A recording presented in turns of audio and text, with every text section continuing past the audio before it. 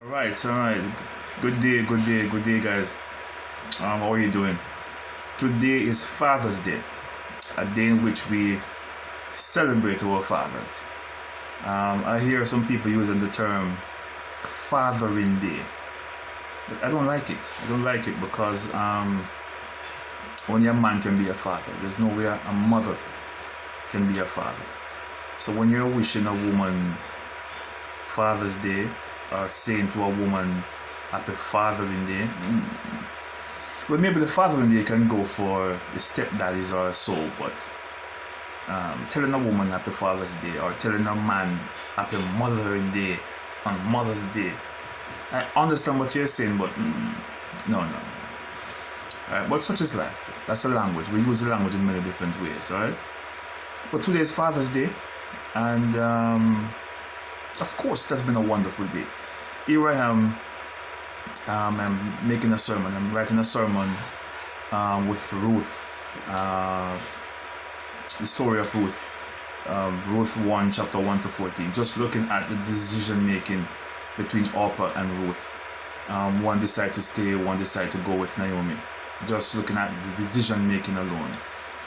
So I'm here writing this particular sermon because I'm going to preach next week Sunday. And the thought just came to me that, maybe I could just make a video to share my personal experience, my personal testimony on this June 20th, Father's Day. And I also want to say happy birthday to my friend Daniel Powell there in Morant Bay, St. Thomas. Not Morant Bay, that's Morant. In Morant. Morant Bay. Morant, St. Thomas. That's just on the outskirts of Morant Bay, going to Seaford. That's where you find Morant. I'm going to say happy birthday to my friend Daniel. I'm trying to remember which primary school he attends. Is it the Morant Bay Primary School? I'm trying to remember. I don't remember though. Wonderful little guy though. Alright, Daniel is my friend. Also, happy belated birthday to Deshaun Wilson, my cousin in Kingston. His birthday was on the 18th. Also, on the 18th was whose birthday was the 18th again? The 18th was Emmanuel from Somerset. Emmanuel Bryan from Somerset. Boy, which I know over the years, know him from he was a baby. I knew him from when he was a baby, and to watch him grow into a young man now, almost leaving high school. All right, time is moving so fast. All right, Emmanuel and Dushan celebrated their birthday on June 18th, and also on June 14th it was so many June people. On June 14th it was Kamari Brown there, Jordine Brown, and also on the 12th it was Deacon Wilby from the Granville Baptist Church. So many June people, and I am going to celebrate my birthday on the 28th of June, and my good friend Shanna from Somerset, well, now in the States, will be celebrating her birthday on the 29th. It's a number of June people. And I forget, I think it's the 21st is going to be my friend in Moffat, Mrs. Williams, Shanique Williams, will be celebrating her birthday. I think it's the 21st or the 22nd of June. So many June people, right? So this is a Father's Day, and I want to share my own personal testimony on Father's Day. I have had some really rough emotional days on Father's Day. Those who know me know that the relationship between me and my father has been one that is, can I use a metaphor? Let me find a metaphor for it. Has been a roller coaster. Alright? Up and down. Over the years. Quite unstable. Right? There has been no consistency. We didn't grow up in the same home. I spent most of my life in Mount Vernon, in St. Thomas. He spent a portion of his life in Kingston. So we were not together physically nor emotionally. all right, because we were not exchanging communication for a number of years. Right? And as I grew older, I said, it's best for us to see if we can establish a relationship. And then somewhere along the line, that relationship got broken down. Because guess what? When the relationship is not on solid ground, it's going to be easy for it to face rough times or challenging times. Any relationship at all that is not on a firm foundation, even if you're making a house, and that house is on, say, for example, a swampy land. The land is not solid. If it rains, then the possibility your floor might crack open. Alright? So the foundation is not solid. So our foundation was not solid. Our emotional house that we built were not on a solid foundation. And because of that, it was easy to tilt over, the floor was easy to crack open, the walls were easy to be broken. It was just not a solid foundation. But we managed to, over the number of years, try to maintain a level of communication, a level of respect. Well, I think this Father's Day is one of my best Father's Day, because yesterday my father and I had a lengthy discussion on some investment ideas in St. Thomas, right? Because I want to partner with him in farming, to do some farming there in St. Thomas. And so we exchanged our Father's Day wishes this morning. And what make it more interesting is that my son, Thompson Jr., who is now living in Mount Vernon, he sent me happy Father's Day. In his text, he said he's thanking me for being there for him since he was a baby. And I find that to be very interesting, because I've never heard that from him before. He's now 18 years old. And I'm thinking to myself that, it took me 18 years to hear him say that. But I've always been there for him, not as good as I want to be. Sometimes when some person will say, you're an amazing father, man, you're a role model for father, I sometimes never take that one so kindly. So unfortunate. Because yes, person might measure my fathering based on Barnicia, which is my daughter, who lives with me. But I've oftentimes feel a sense of guilt at not being there for Matthew the way I should have been, I could have been, I wanted to. Financially, I'm always in a financial trouble. I'm going to school, my job is not paying big money. I have bills every month. To service my home plus to send money to him can be a bit of a challenge. And this is one of the things which happened to us as black men. I find that having multiple homes, multiple children in multiple homes is a good recipe to make you poor. It's a good recipe to make you poor, because to buy food for your house and then trying to send money off to other children is difficult. If the child was where you are, when you buy a pound of flour, then that 1 pound of flour would stretch.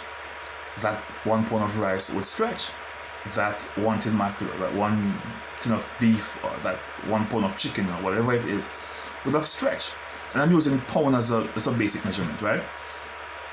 It would have stretched. But when you have to buy 1 pound for this house, 1 pound for the another house, and then another pound for another house, that will drive you into poverty.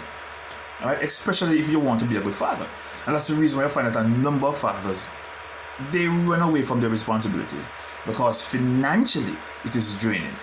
Not that I'm not finding an excuse for some fathers, I'm just pointing out the reality of the situation. That based on their earning, because a number of men who have a lot of children are usually poor. You can count on your finger the amount of persons you know who are, for example, getting a principal pay or getting a manager's pay, earning $150,000 to $200,000 per month, getting a pretty decent pay. How many person getting a $200,000 salary who has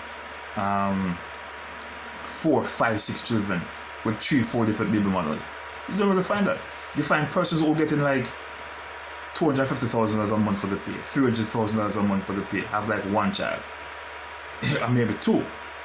All right. So when you have 3-4 different homes sending money to, and you're earning minimum wage, that's the reason why a number of fathers, end up only treating the child which is under their roof better.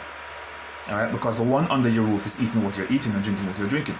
But those that are away from where you are stand at the disadvantage of not being able to get financial support as those that are inside your home.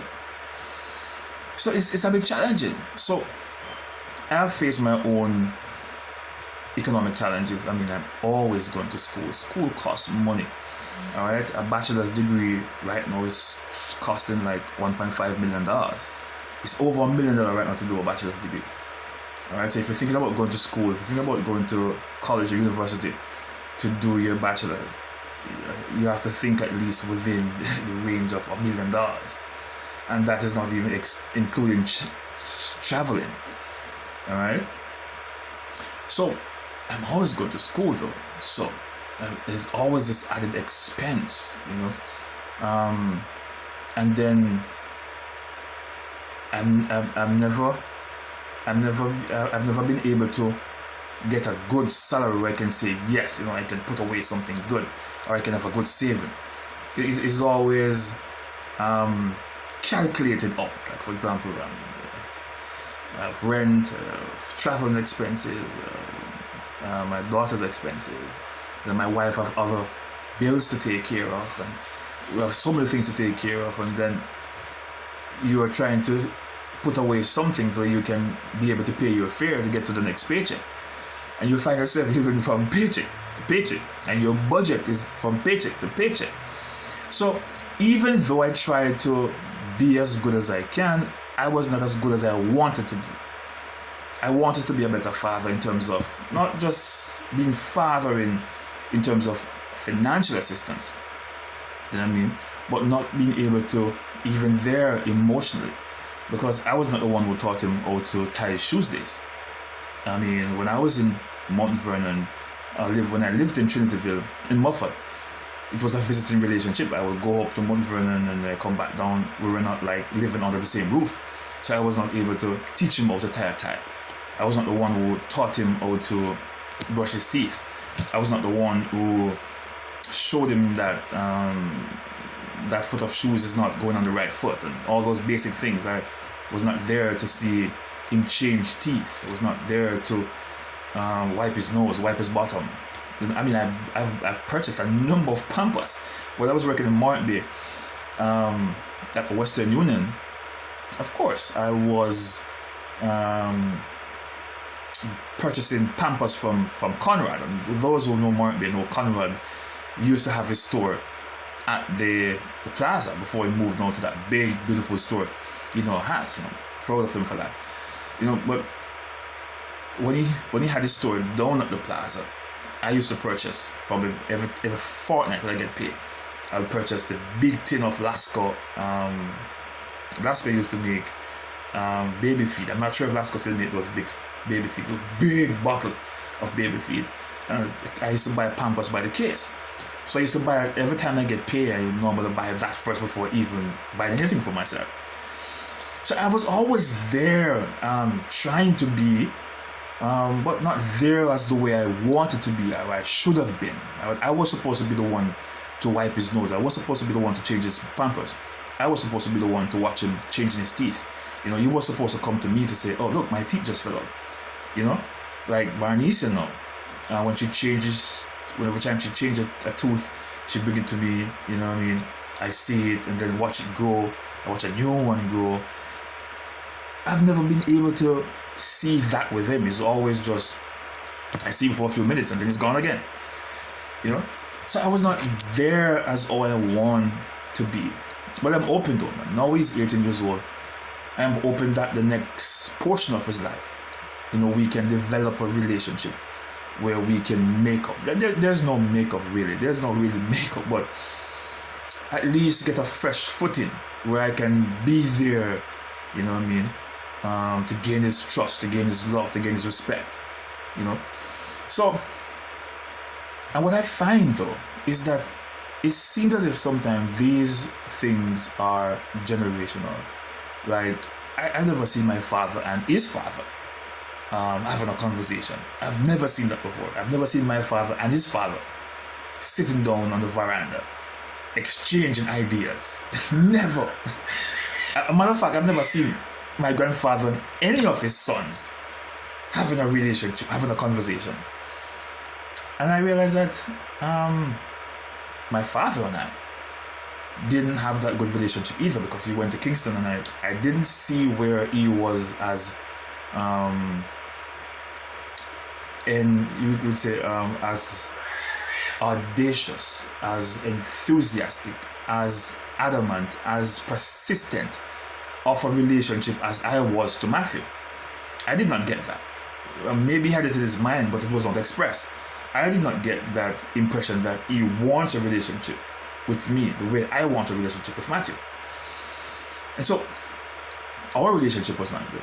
And then here I find myself in a situation where my son and I, so I'm seeing that my grandfather, my father, then me, then my son, a 4 generation of Thompsons not having good relationships. Is this a generational curse? You're looking at all these things, looking at all these variables. But I think though that through prayer, things can change, because I've been praying, I've been fasting and praying.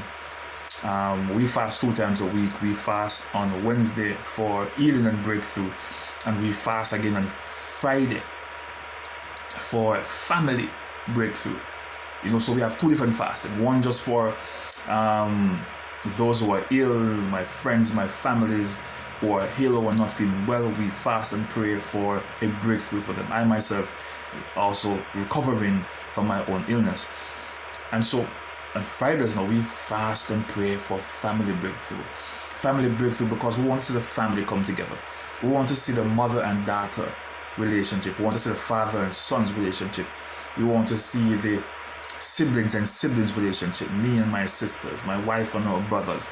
We want to see the siblings, my mother and her sister. We want to see siblings come together. We have been fasting and praying on this for months, for months. And we want to see the breakthrough. We want to see relationships being mended.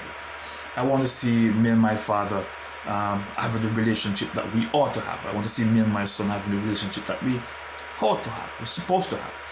I want to see my wife and our brothers living in harmony and peace and love. And I want to see her and her mother living in harmony.